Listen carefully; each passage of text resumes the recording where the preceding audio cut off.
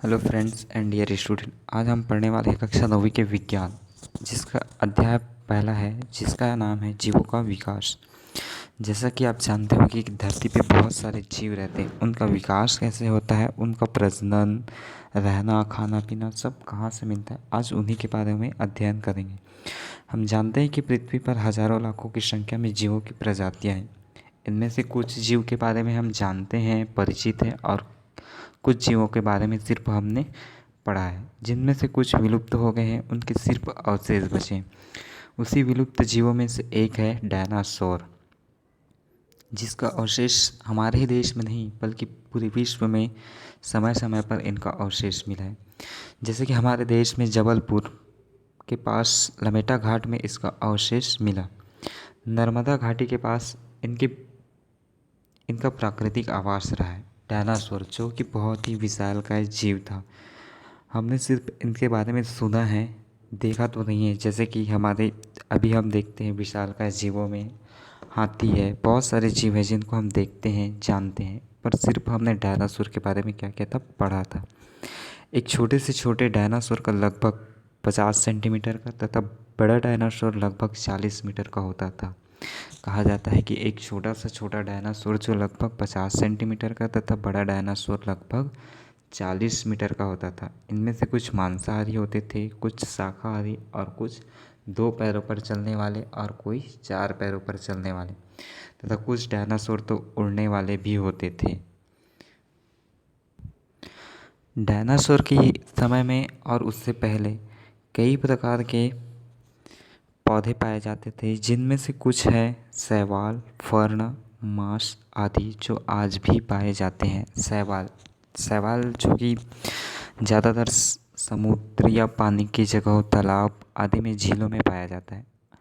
आज के पक्षियों को तो डायनासोर का छोटा रूप ही माना जा सकता है। जैसे डायनासोर पहले आकाश में उड़ता था, उसी तरीके से पक्षी जो हैं आज भी उड़ते हैं। तो पक्षियों को आज के युग में डायनासोर का छोटा रूप माना जा सकता है। डायनासोर के ख़त्म होते ही विशालकाय हाथी जैसे स्तनधारी और अन्य जीवों की संख्या क्या होने लगी, बढ़ने लगी। पहले डायनासोर पाया जाता था तो छोटे जीव या अन्य जीवों की संख्या नहीं थी, परंतु जैसे ही डायनासोर का अंत हुआ तो उसके बाद से विशालकाय जानवर जैसे हाथी और बहुत से अन्य जीवों की संख्या क्या होने लगी, बढ़ने लगी। डायनासोर के युग के जीवों की कुछ प्रजातियां पाई जाती है, और डायनासोर के युग में पाए जाने वाली कुछ प्रजातियां थी जो आज भी पाए जाते हैं, परंतु डायनासोर बिल्कुल भी पाए नहीं जाते। आज के समय में कुछ प्रजातियां हैं जैसे मनुष्य और हाथी, जो डायनासोर के युग में नहीं पाए जाते थे।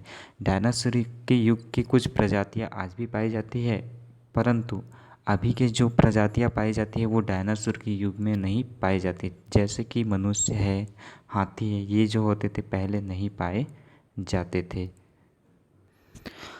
क्या आप जानते हैं कि गिंगो नामक यह एक पेड़ डायनासोर का युग का, और अमेरिका के एटम हमले के बाद हिरोशिमा नागासाकी में एटम हमला हुआ था, उसमें सब कुछ जलकर राख हो गया था, मतलब ख़त्म हो गया था।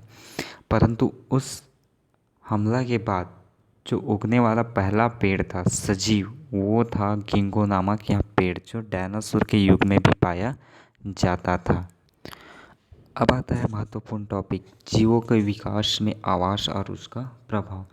जीवों के विकास के लिए सबसे महत्वपूर्ण होता है आवास, भोजन, प्रजनन एवं सुरक्षा, और पर्यावरणीय वातावरण उसके अनुकूल है या नहीं।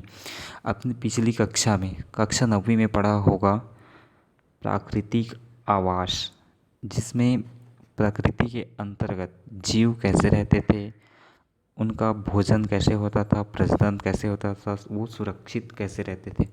उन्हीं प्राकृतिक आवास में एक मछली के बारे में हमने पढ़ा था, जिसे कानी मछली कहा जाता था। तो यह जानना था कि किसी भी जीवों के आवास में उनकी बुनियादी ज़रूरतों की पूर्ति कैसे होती है। अर्थात बुनियादी ज़रूरत मतलब जो उसको रहने के लिए, जीवित रहने के लिए कौन कौन सी चीज़ें आवश्यक होती, उसमें पहला है भोजन, प्रजनन एवं सुरक्षा। जीवित रहने के लिए उसको भोजन भी चाहिए, आवास भी चाहिए, प्रजनन भी चाहिए, जाकि जिससे वो अपनी विकास कर सके। जैसे कि मनुष्य की मूलभूत आवश्यकता होती है रोटी, कपड़ा, मकान। जीवित रहने के लिए हवा भी चाहिए, पानी भी चाहिए, भोजन भी चाहिए। ये सारी चीज़ें हैं। उसी प्रकार जीवों के विकास के लिए भी ये सारी चीज़ें बहुत ज़रूरी है।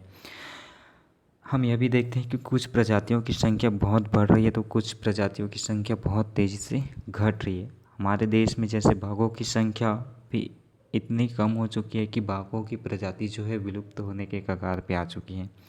ऐसे ही बाज, सोन चिड़ैया तथा अन्य जीव के साथ भी हो रहा है। ठीक इसके विपरीत मनुष्य की संख्या इतनी ज़्यादा है कि मनुष्य के आवास में संसाधनों की कमी होने लगी है। एक तरफ जीवों के विलुप्त होने के कगार पे हैं तो दूसरी ओर मनुष्य की जो जनसंख्या है वो लगातार दिन ब दिन क्या होती जा रही है, बढ़ते जा रही है, जिससे अन्य जीवों पे उनकी संख्या कमी हो रही है और वो विलुप्त होने के कगार पे आ चुके हैं। सिर्फ किस कारण? मनुष्य के कारण। वैज्ञानिकों का मानना था कि जनसंख्या में यदि अनियंत्रित रूप से बढ़ोतरी होती गई तो खाद्य संसाधन पर्याप्त नहीं होंगे। ऐसी स्थिति में प्राकृतिक आपदा, परस्पर द्वंद्व व लड़ाई से कुछ जीव मर जाएंगे जबकि कुछ जीव बच जाएंगे। इस तरह से जीवों की संख्या में वृद्धि नियंत्रित रहती है। और बहुत सारे वैज्ञानिकों का मानना था कि यदि जनसंख्या में अनियंत्रित वृद्धि होती रही, मतलब उस पर कोई नियंत्रण नहीं होगा, तो खाने के सामान, रहने का जगह और बहुत सारे पर्याप्त साधन हैं जो नहीं बच पाएंगे। ऐसे कंडीशन में प्राकृतिक आपदा, भूकंप, बाढ़ और बहुत सारी चीज़ें हैं जो उत्पन्न हो जाती है। आपसी लड़ाई, परस्पर द्वंद्व, और इससे क्या होता है, बहुत सारे जीव या मनुष्य है वो मर जाते हैं और कुछ बच जाते हैं। जो बच जाते हैं वही जनसंख्या में वृद्धि में नियंत्रण करते हैं।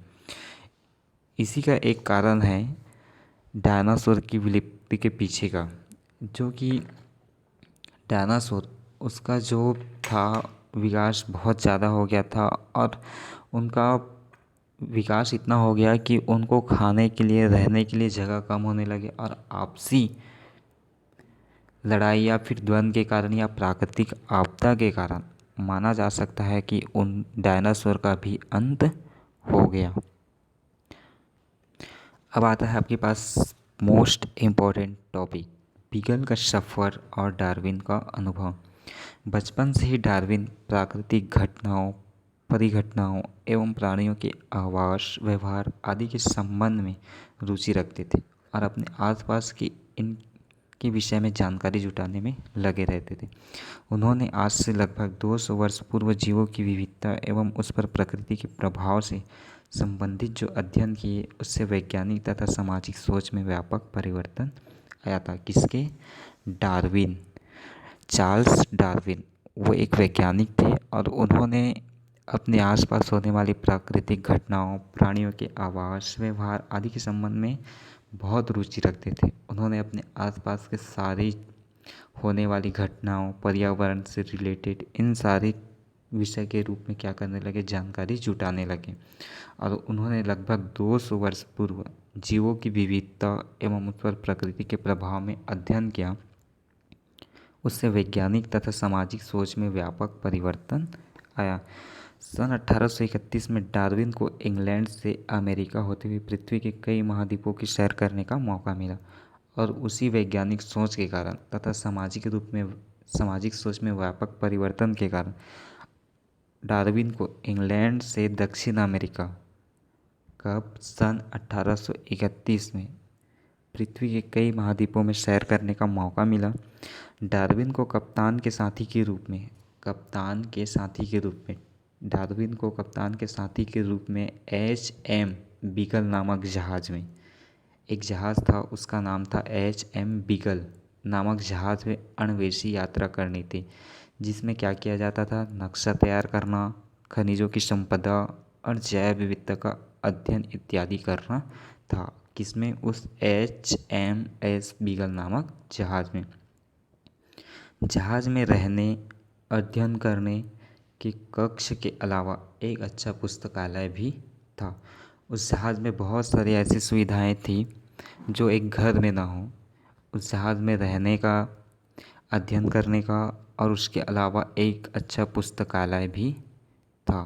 बीगल का सफ़र जो था वो 27 दिसंबर 1831 से शुरू होकर 2 अक्टूबर 1836 में ख़त्म हुआ। आपको बता दूं कि भारत में पाए जाने वाला जैव विविधता सारे विश्व में पाए जाने वाले जैव विविधता से बहुत ही ज़्यादा अलग महत्व रखता है। जैसे कि जीवों के विकास में ही महत्वपूर्ण भूमिका निभाता है, वो होता है जैव विविधता। और भारत में पाए जाने वाला जैव विविधता अन्य देशों में पाए जाने वाले जैव विविधता से कहीं लाखों गुना महत्वपूर्ण और अलग